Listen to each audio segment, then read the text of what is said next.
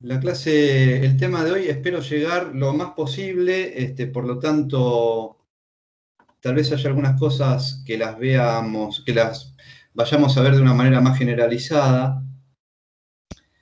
Eh, a ver, compartir pantalla. No me acuerdo si entré por la aplicación de Teams o por la aplicación online. Así que... Entró por Teams, profe. Teams. Bueno, pero no estoy pudiendo ver para compartir.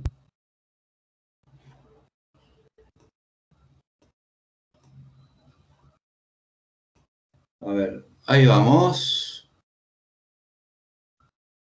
Bien.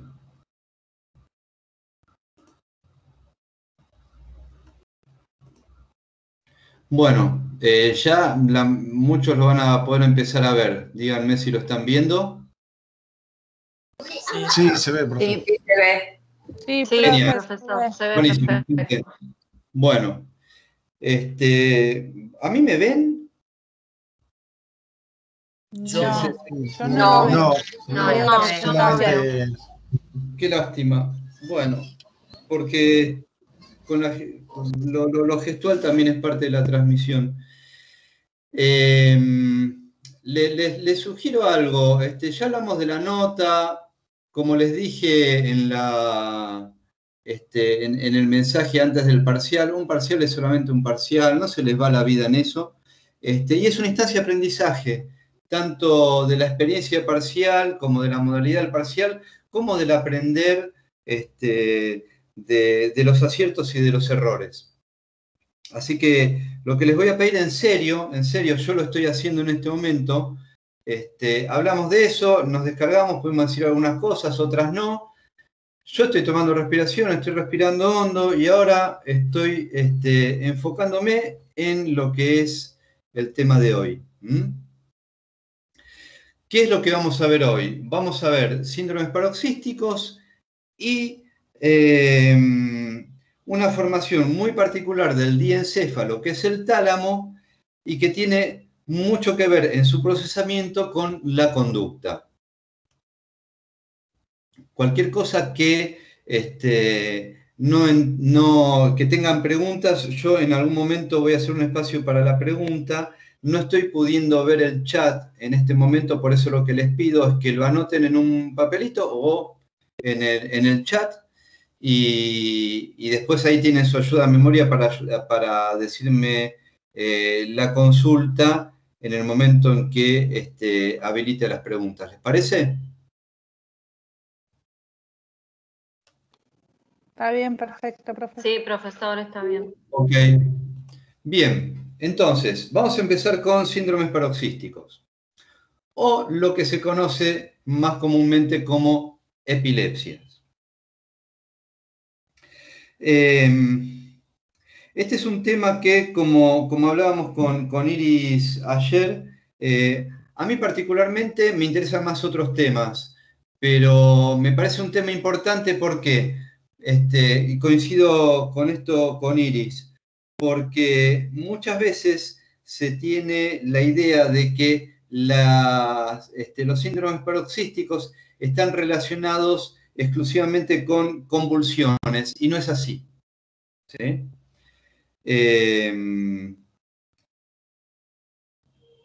Hay muchos síndromes paroxísticos cuyos cuadros no son convulsivos y además hay una incidencia importante poblacional y que puede llegar a tener secuelas en el aprendizaje también. Por lo tanto, es bueno que sea un tema que sea parte del programa.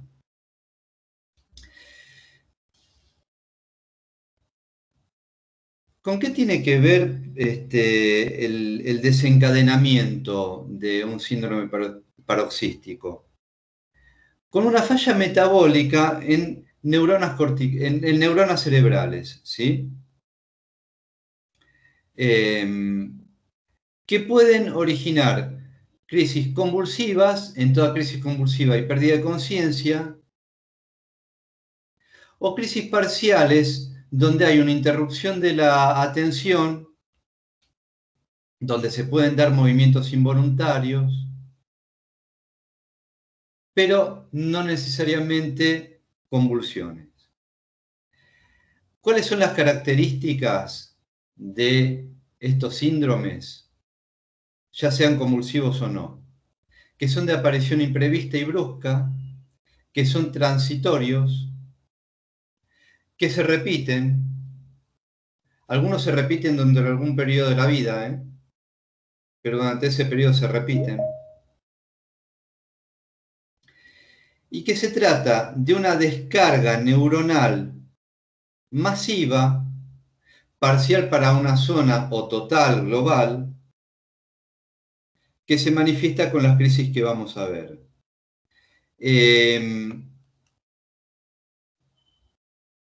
En la plataforma hay un montón. Nosotros en esta presentación vamos a ver solamente una, pero en la plataforma hay, creo que están prácticamente todos los cuadros están en video para que los vean, ¿sí? Las manifestaciones. Evidentemente no tenemos tiempo para verlo cada uno, pero están para que los puedan ver más allá de la descripción que tienen en el texto. ¿Cuál es el concepto fundamental? Acá la palabra clave es hipersincrónico. Recuerden esta palabra clave, hipersincrónico. Cuando ustedes le digan síndromes paroxísticos, epilepsias, igual hipersincrónico. Eso es lo que les tiene que quedar en la cabeza, de movida, hipersincrónico. ¿Qué quiere decir hipersincrónico?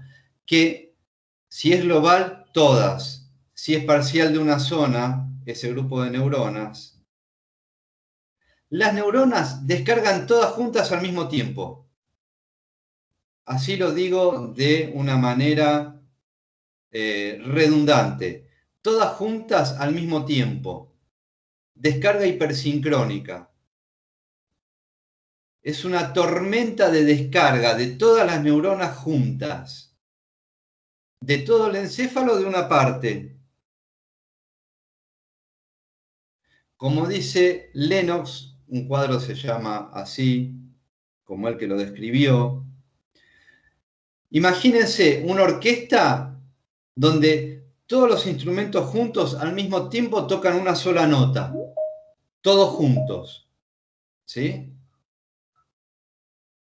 Eso es lo que genera un trastorno, un cuadro paroxístico. ¿Sí? O sea, una epilepsia. Las características de esta epilepsia dependen de cada cuadro. ¿De qué dependen? Si son globales, o sea que afectan a todo el encéfalo, o si son parciales. Y si son parciales, ¿cuál es la población neuronal afectada? ¿Sí? Como les decía, aparecen de manera abrupta. Ya vamos a ver si algunas características de eso, a veces hay como avisos de eso, ahora lo vamos a ver. Aparecen de manera abrupta y se autolimitan al tiempo, duran un tiempo limitado, ¿sí? ¿Y por qué se caracteriza desde el punto de vista de lo fenomenológico? ¿Sí? ¿Cómo se manifiesta?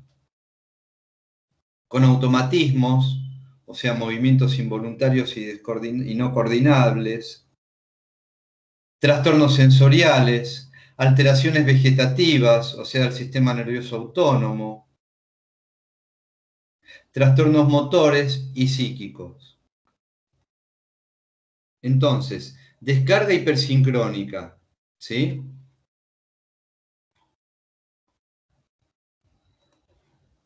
Un grupo de neuronas que descargan hipersincrónicamente. Vayan reteniendo eso, ¿sí?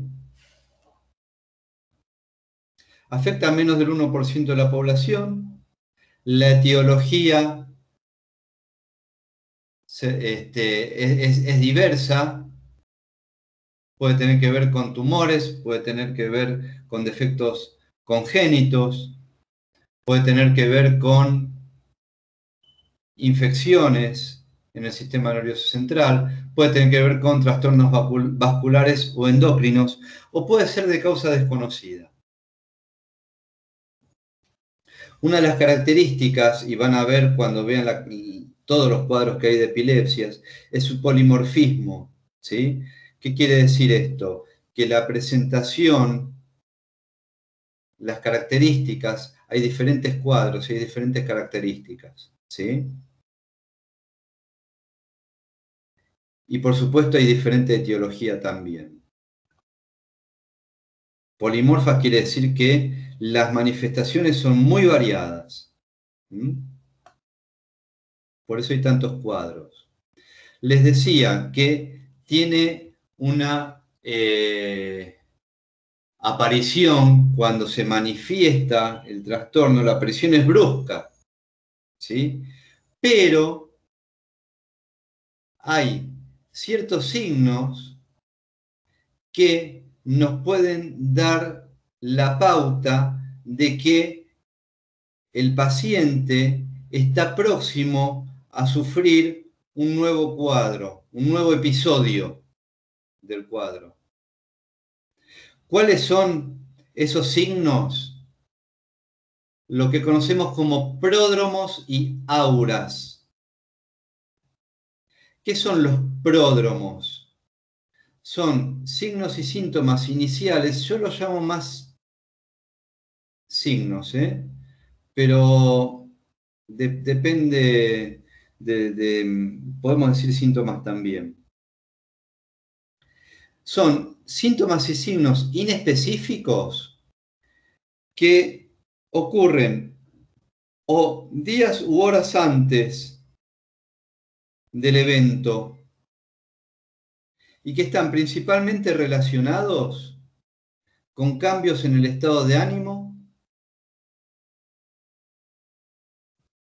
Yo incluyo cambio de conducta en cambio del estado de ánimo, cefaleas y algún cuadro de, tal vez incluido, de taquipsiquia o bradipsiquia, o sea, lentificación o aceleración del pensamiento. ¿Cuáles son estas manifestaciones? Irritabilidad, agresividad, angustia, apatía, depresión, algunos signos viscerales, o sea, el sistema autónomo también. Lo interesante de esto, principalmente para los pacientes y para las personas significativas que están compartiendo vínculo con estas personas, lo interesante de esto es que el pródromo nos avisa que de la inminencia de la crisis, ¿sí? Es un aviso, por eso es interesante conocer en cada caso cuáles son las manifestaciones prodrómicas, ¿sí? Generalmente el que está con epilepsia sabe cuál es su aura y su pródromo. Yo tengo una paciente que es epiléptica y sabe un rato antes cuándo va a hacer la descarga. Sí, Generalmente le agarra justo antes de despertarse le agarran generalmente los ataques. Sí, generalmente saben, se buscan ya un lugarcito como para quedarse ahí o se acuestan en el piso. Exacto, porque lo que ocurre en general es que hay una pérdida de la conciencia. Gracias por el aporte. Estoy tratando tratemos de los comentarios o preguntas en el momento en que abra el espacio para eso, así podemos avanzar, ¿sí? Igual agradezco todos los aportes. Justamente lo que dice la compañera, y por eso es importante el tema de conocer los pródromos y las auras, justamente como el inicio de cada crisis es brusco, la persona pierde la conciencia y cae y se golpea, ¿sí? Entonces por eso es bueno conocer esos signos que nos dan idea de que está próximo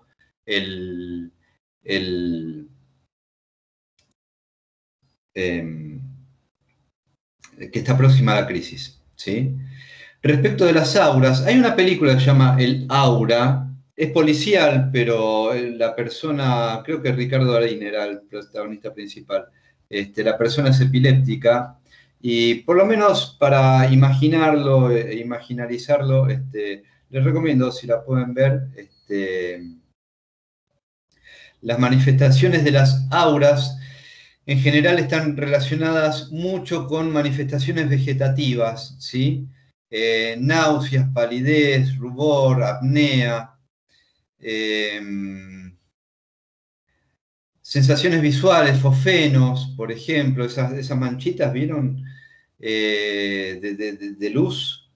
Manifestaciones motoras como mioclonías, incluso puede haber alucinaciones o pseudoalucinaciones, o automatismos, movimientos no controlados. El tema con las auras es que preceden en minutos a la crisis paroxística. Los pródromos en días u horas, ¿sí? Pero está bueno ese conocimiento justamente porque toman de manera imprevista a la persona. Sí, totalmente.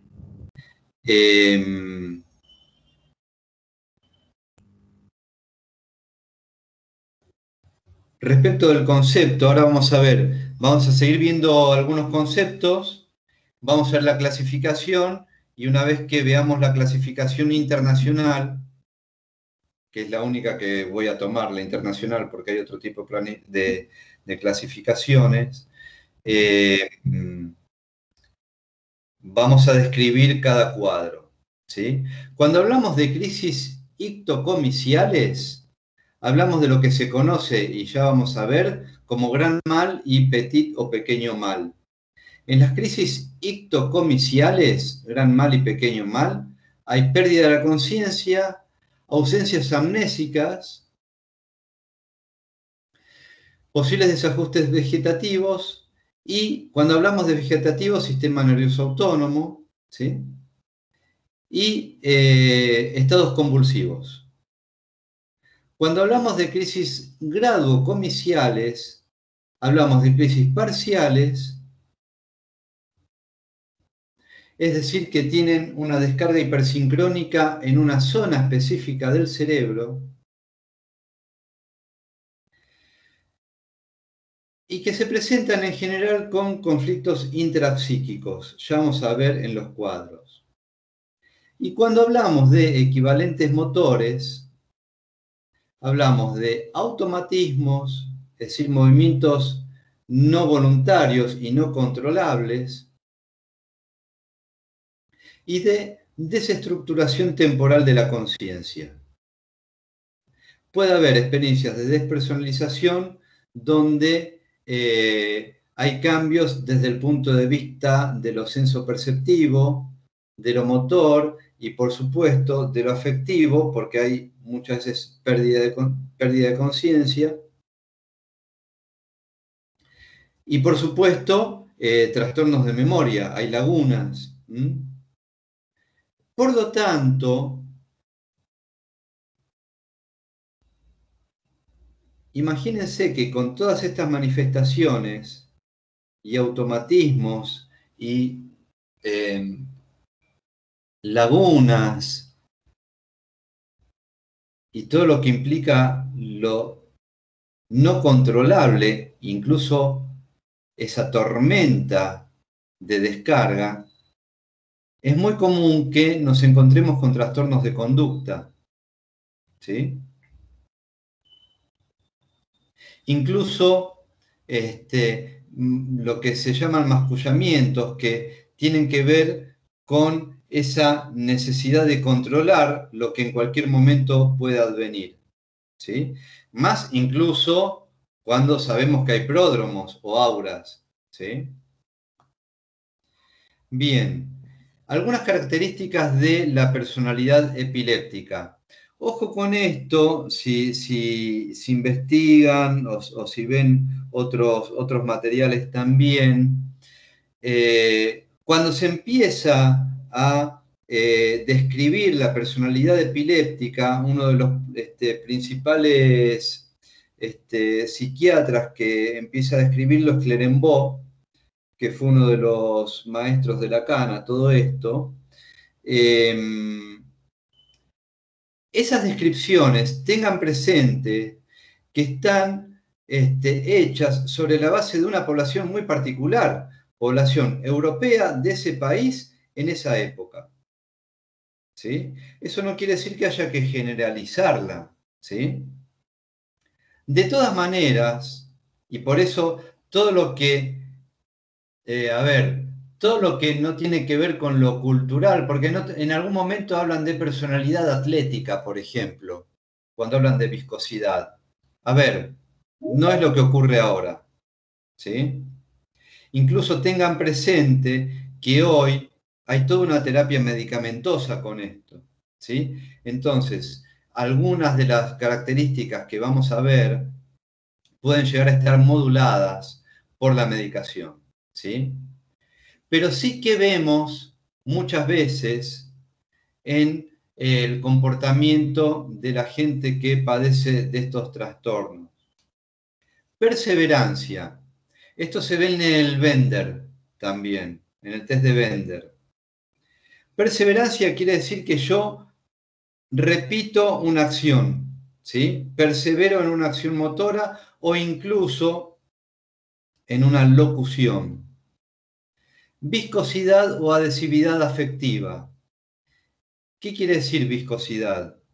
Quiere decir que yo voy a estar muy apegado no solo a mis lazos afectivos, todo lazo es afectivo, no solo voy a estar apegado a las personas que considero más significativas, muy apegado, voy a estar apegado a ideas, voy a estar apegado a costumbres, voy a estar apegado a tradiciones, o voy a estar apegado, esto no es I, es O, ¿sí?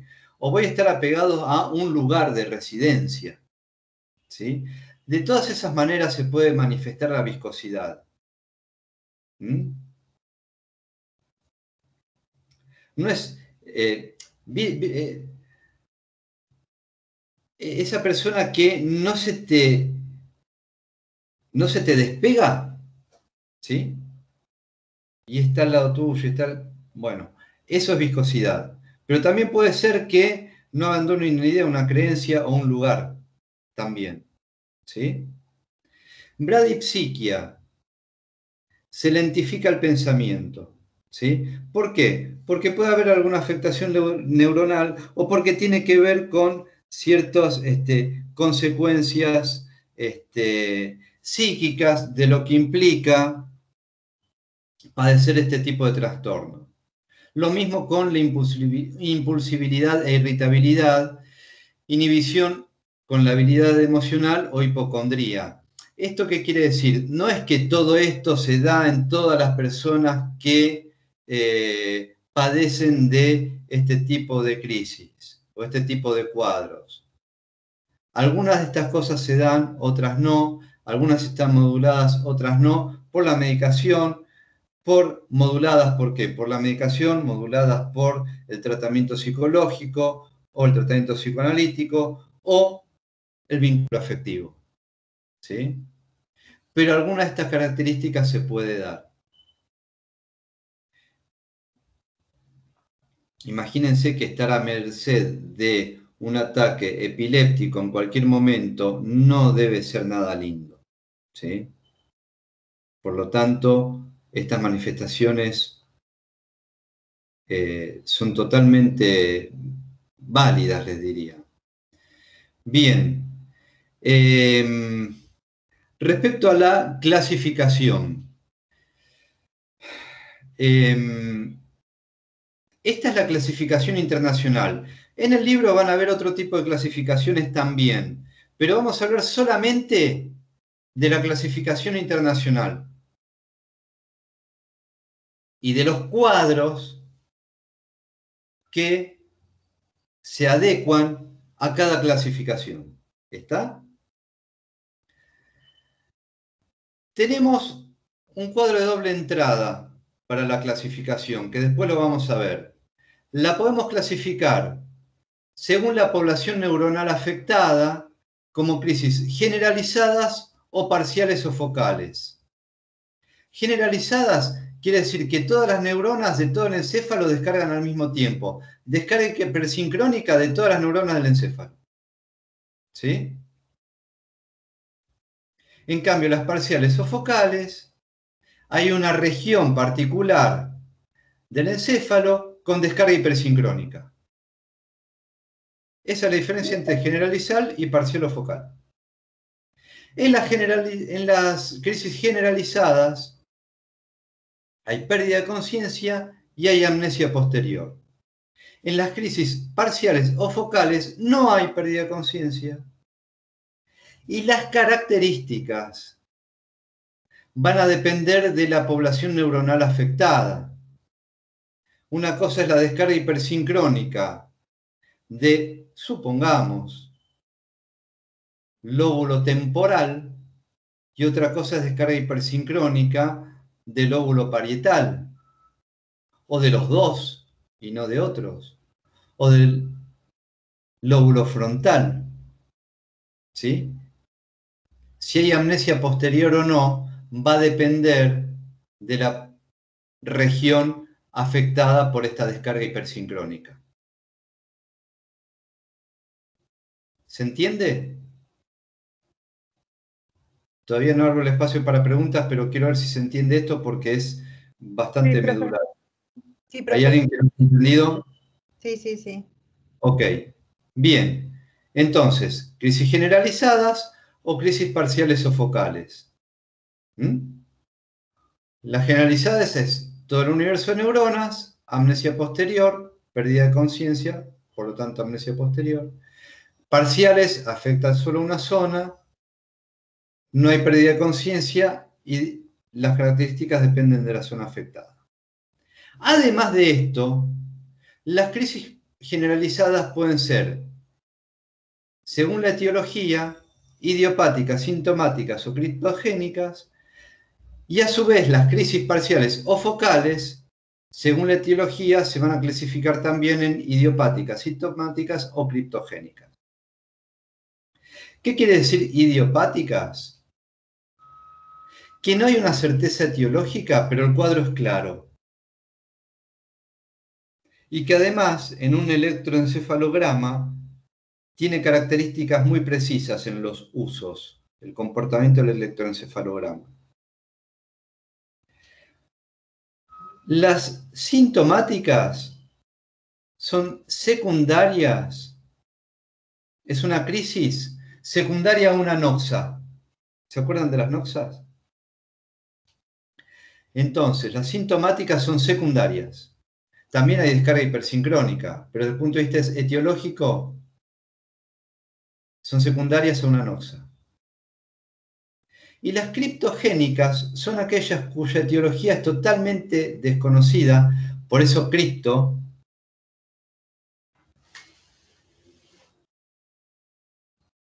Y generalmente, cuando se llega a descubrir la etiología, en general se descubre que son sintomáticas, o sea, secundarias a alguna otra patología.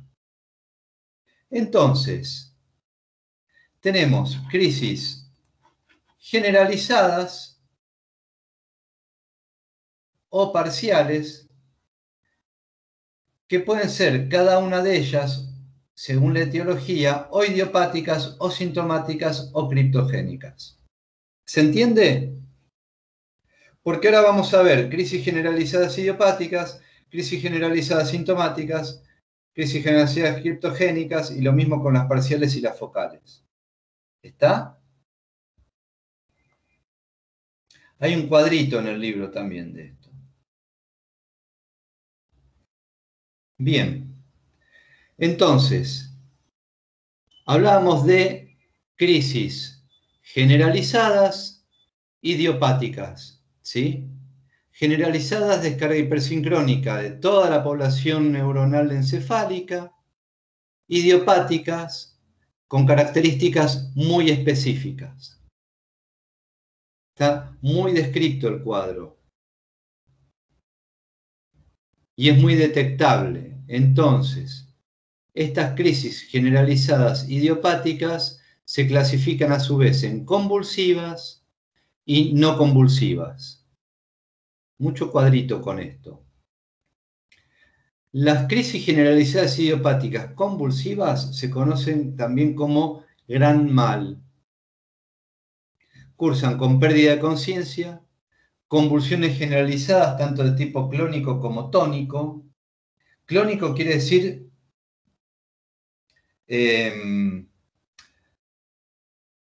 ay, se me fue la palabra.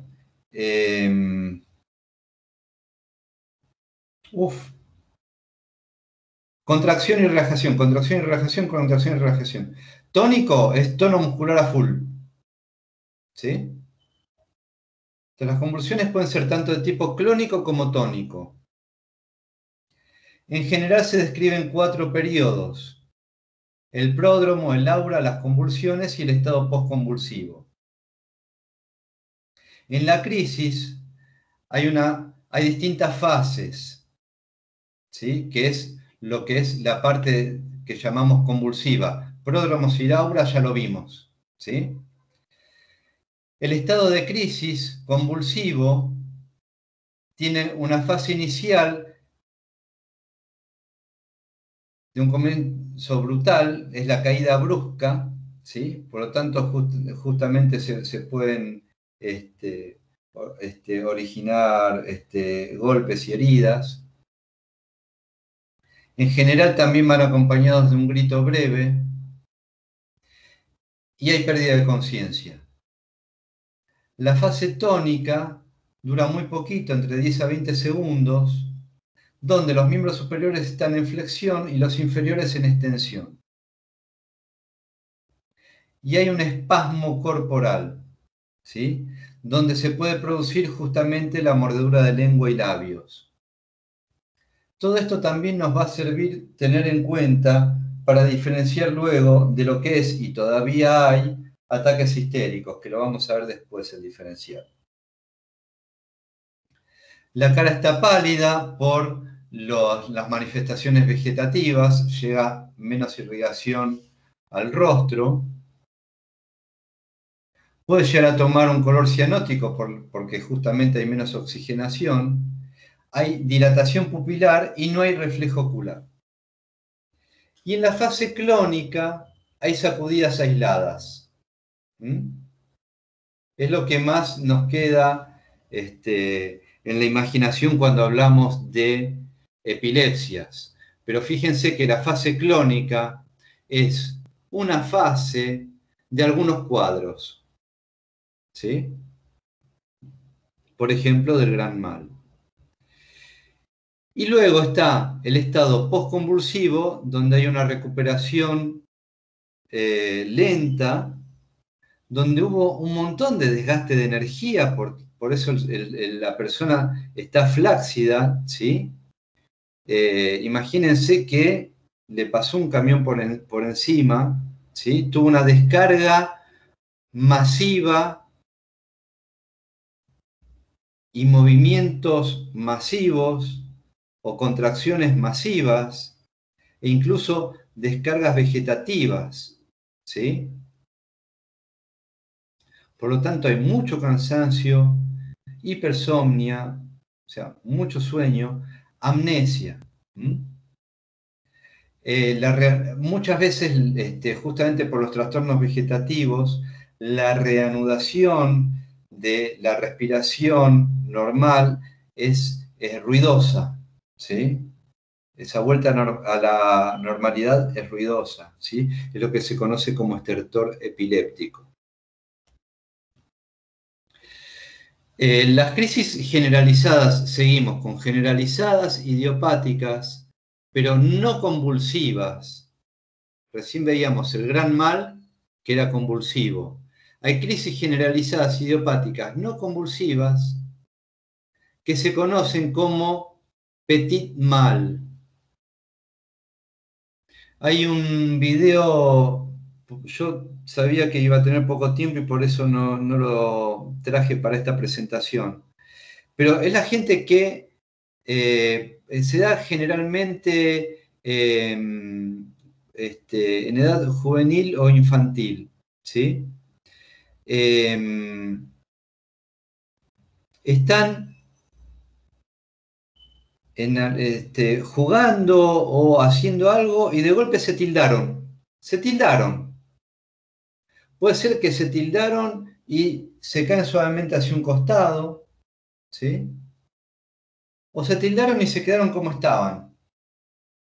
Y cuando desaparece la crisis, que son algunos segundos de duración, vuelven a lo que estaban haciendo. No hay convulsión. El tono muscular generalmente se mantiene. A veces hay movimiento de los glóbulos oculares. No hay caída, a veces sí hay caída, ¿eh? Lo van a ver en algunos videos.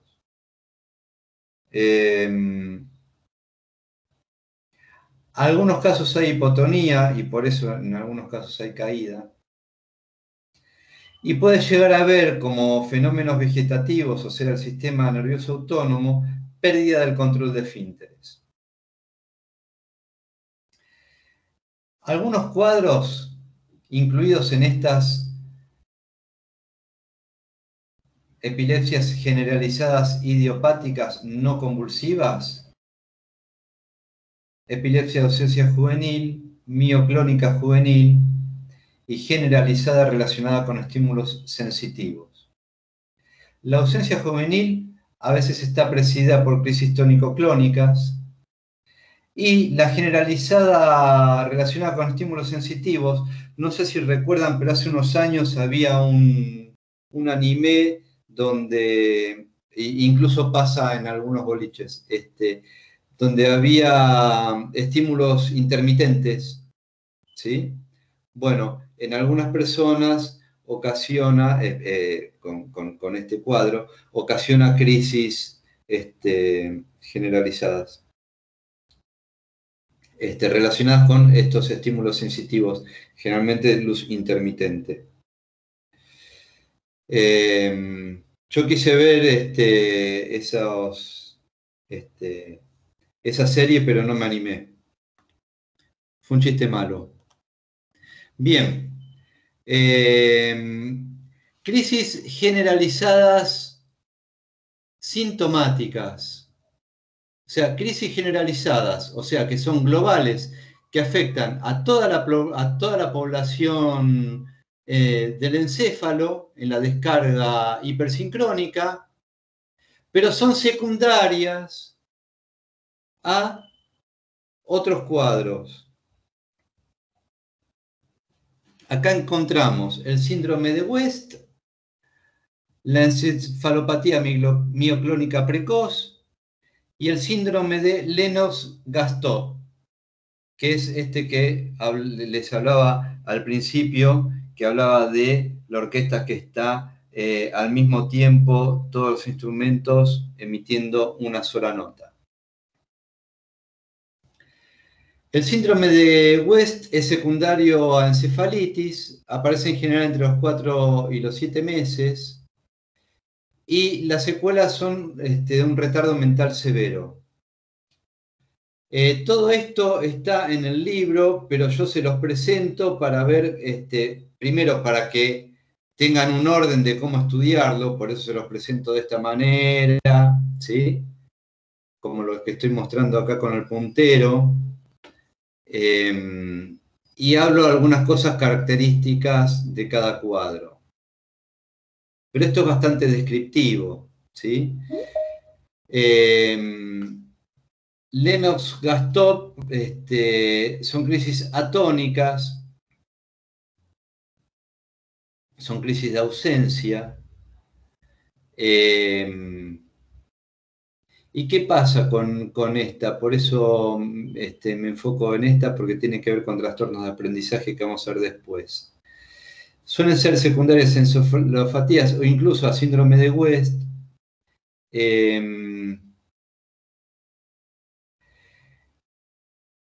Y lo que ocurre también es que muchas veces estas ausencias, como duran pocos segundos, en la instancia de aprendizaje, muchas veces no se detecta que en ese momento está ocurriendo. Por lo tanto, esos momentos, no hay conciencia de esos momentos, hay ausencia, ¿sí? Y eso, evidentemente, luego va a producir fallas en el rendimiento, ¿sí? Y lo que ocurrió es que tuvo una crisis de ausencia. Además, este tipo de cuadros generan secuelas. ¿Por qué? Porque son secundarios a cuadros donde hay una afectación neuronal. Por lo tanto, pueden cursar con retorno mental severo.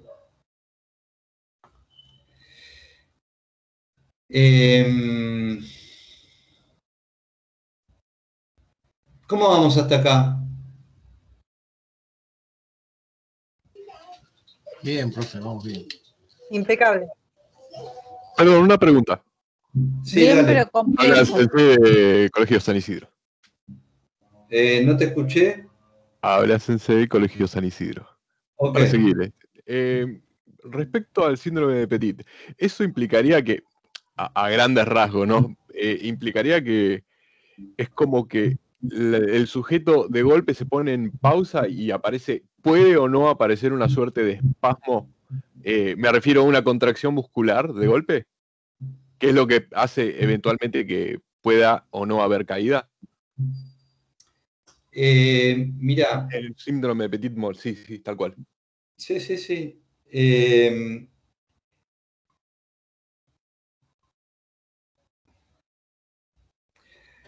Son no convulsivas, empecemos por ahí.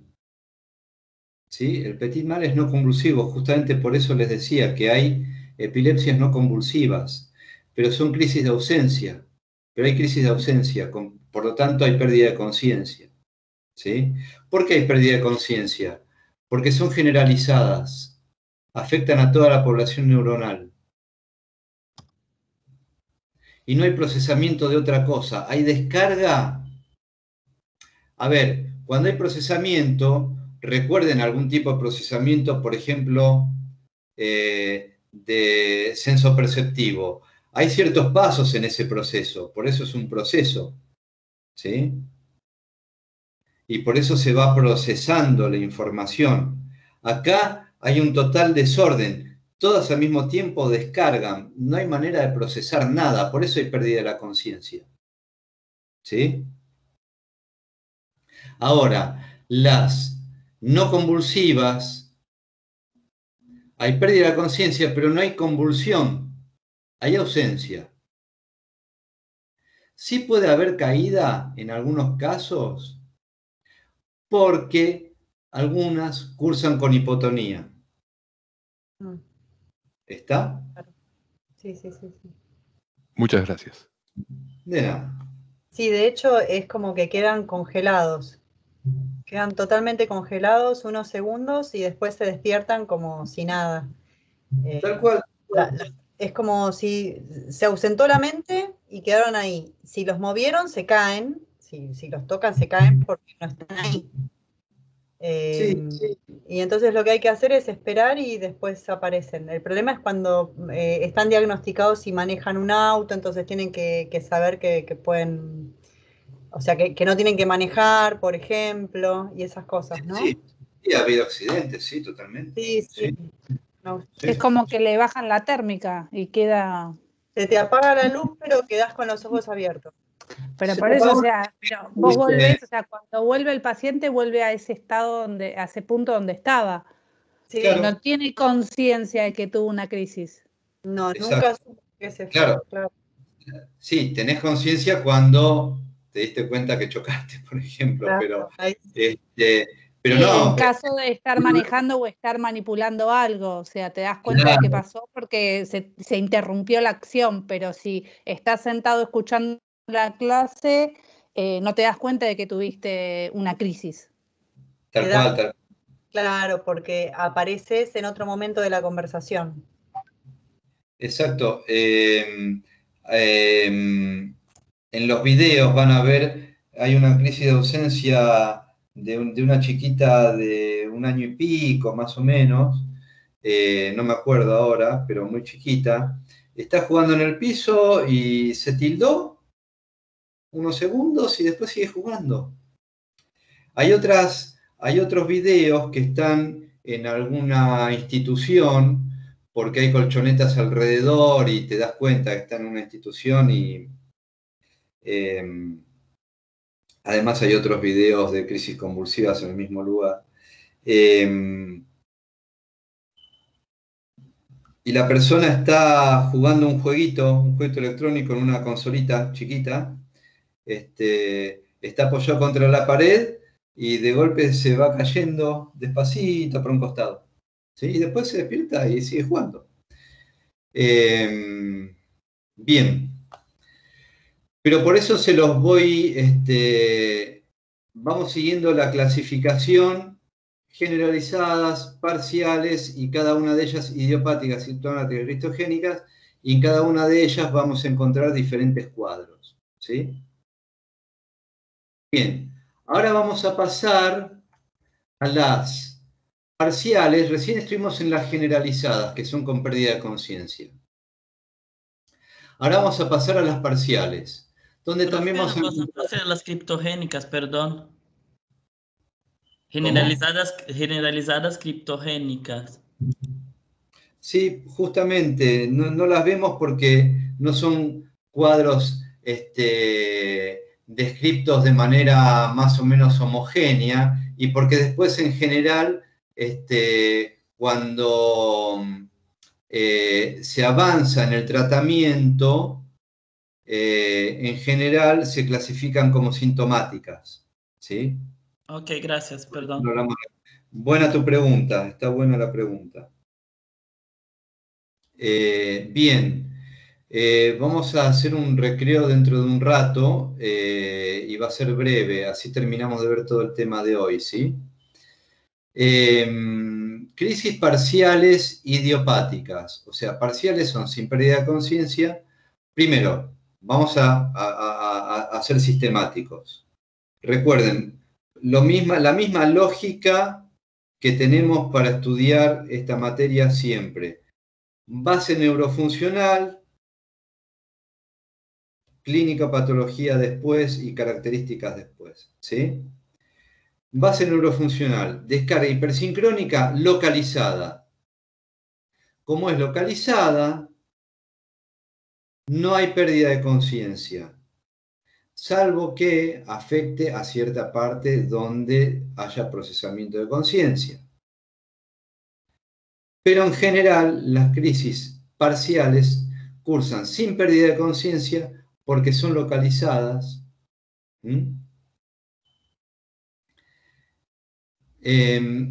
Y vamos a encontrar dentro de las parciales idiopáticas, o sea, muy bien descriptas,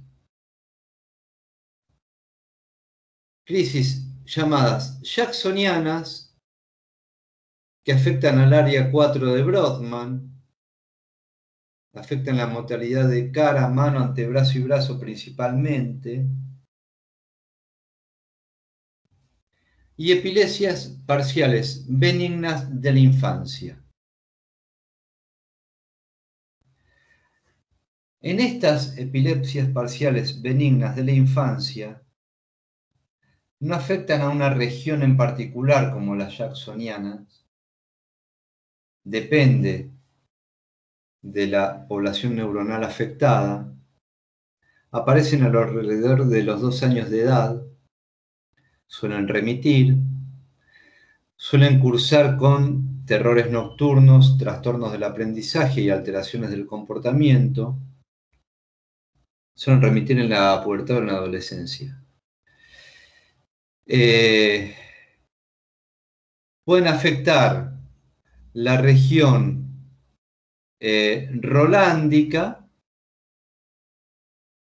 pueden afectar la región occipital o pueden afectar la región parietotemporo-occipital, muy conocida por ustedes, porque es un área de integración, con síntomas visuales y de los músculos masticatorios también.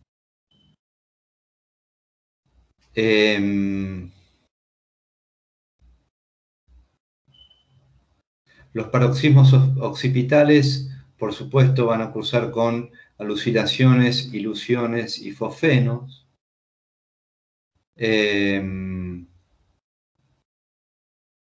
Y la focal rolándica va a presentar alteraciones del sueño y por la zona, porque está en general afecta también el área 4, va a afectar la motilidad de la cara.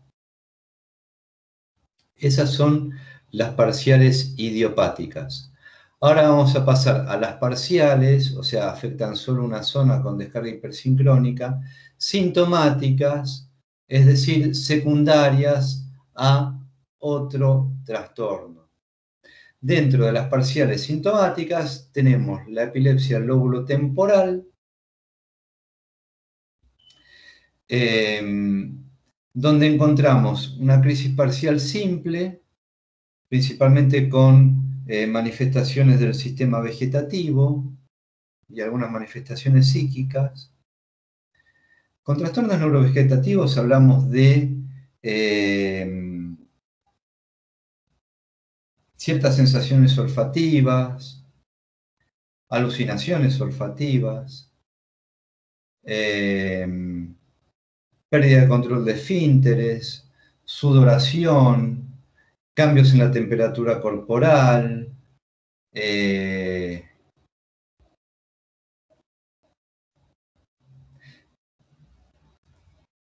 algunas manifestaciones vasomotoras, ¿sí? Por ejemplo, problemas de irrigación en ciertas regiones del cuerpo. Cuando hablamos de neurovegetativo hablamos de todo eso, ¿sí?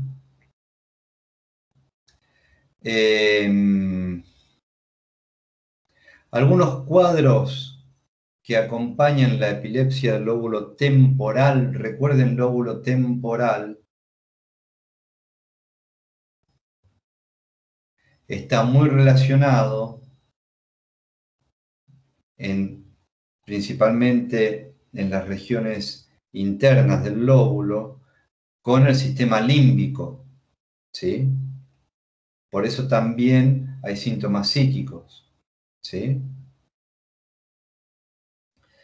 En las crisis temporales laterales, por ejemplo, además, recuerden también el lóbulo temporal y su función en el lenguaje. Puede haber afectación en el lenguaje, puede haber trastornos del lenguaje.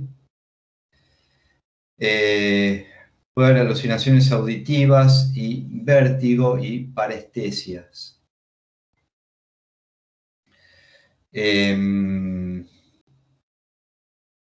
Otras parciales sintomáticas, epilepsia del lóbulo frontal, epilepsia del lóbulo occipital y del lóbulo parietal, con todas manifestaciones que ya están viendo que tienen que ver con todo lo que es un cuadro epiléptico asociado al lóbulo afectado. Ustedes ya tienen conocimiento de las funciones lobares, ¿sí? Entonces ahora van linkeando cuáles son las características sindrómicas, si es global o parcial, y si es parcial, no hay pérdida de conciencia, y todas esas características que tienen que ver con signos vegetativos, manifestaciones motrices, posturales, etc., movimientos tónicos o clónicos, o descarga hipersincrónica, tendrá que ver con el lóbulo afectado, ¿sí? Si es un lóbulo occipital, habrá alucinaciones, habrá fosfenos.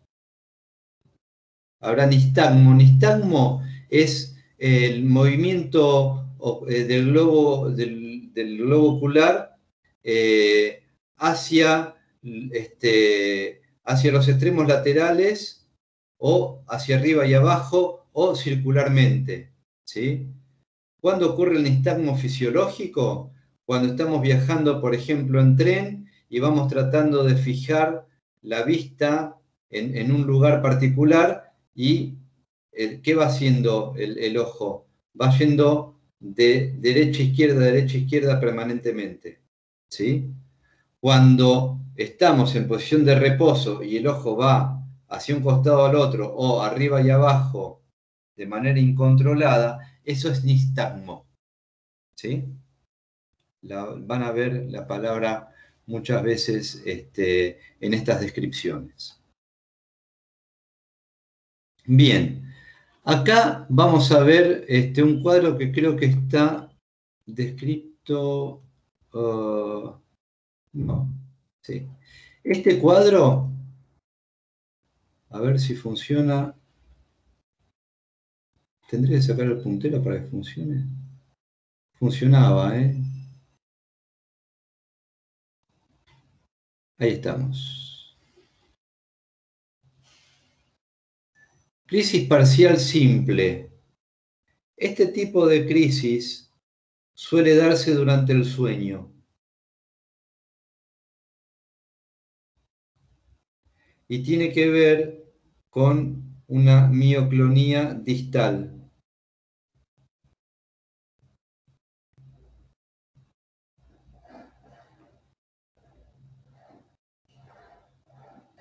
Esta es una crisis parcial compleja.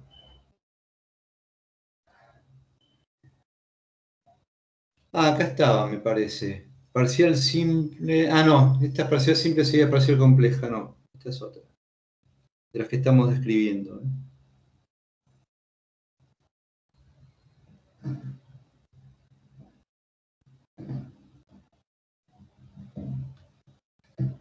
Acá hay movimientos convulsivos, pero por ser parcial no hay pérdida de la conciencia.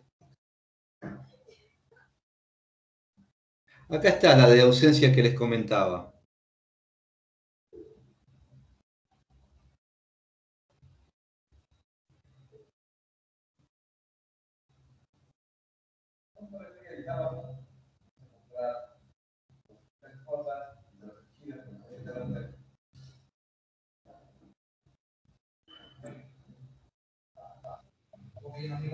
Esta es otra, ¿sí?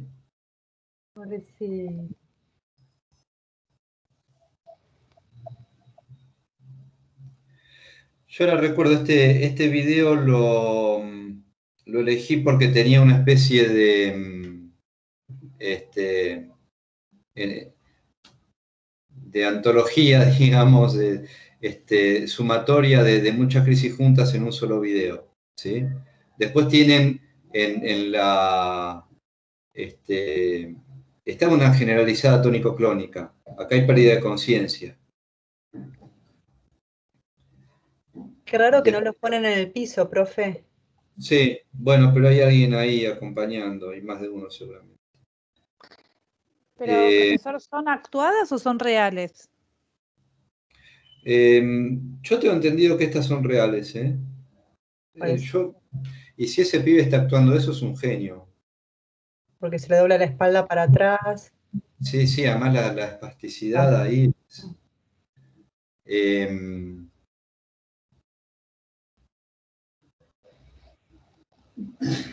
No, le pregunto por esto de que sucede arriba de una camilla y lo lógico es que se los pongan al piso.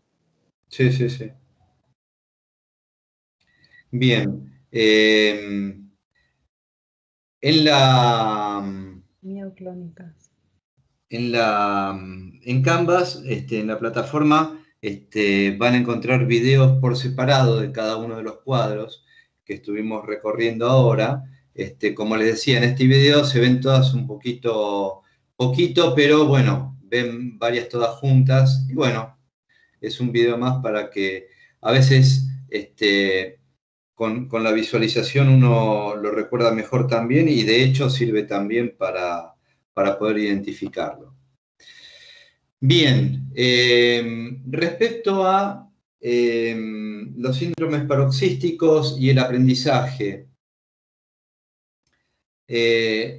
las consecuencias en el aprendizaje dependen de ¿qué? De la etiología, si es o no secundaria a otra enfermedad, por ejemplo, de la frecuencia de las crisis, de la intensidad de esas crisis, que depende del área afectada también, del área afectada en el sentido de cuánto va a afectar el aprendizaje en ese momento también, el funcionamiento de ese área, del momento de la aparición, la frecuencia ya lo dije, y por supuesto del diagnóstico precoz y de la elección o el acierto en las estrategias de tratamiento.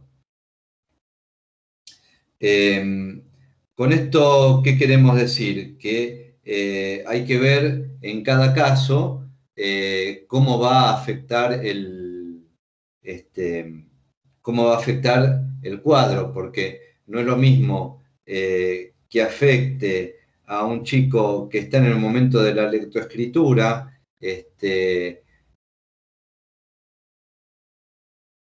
y no fue diagnosticado precozmente, que a un chico que a los 2 o 3 años puede ser diagnosticado precozmente y puede empezar el momento evolutivo de la lectoescritura de otra manera, con una atención y con medicación, por ejemplo, ¿sí?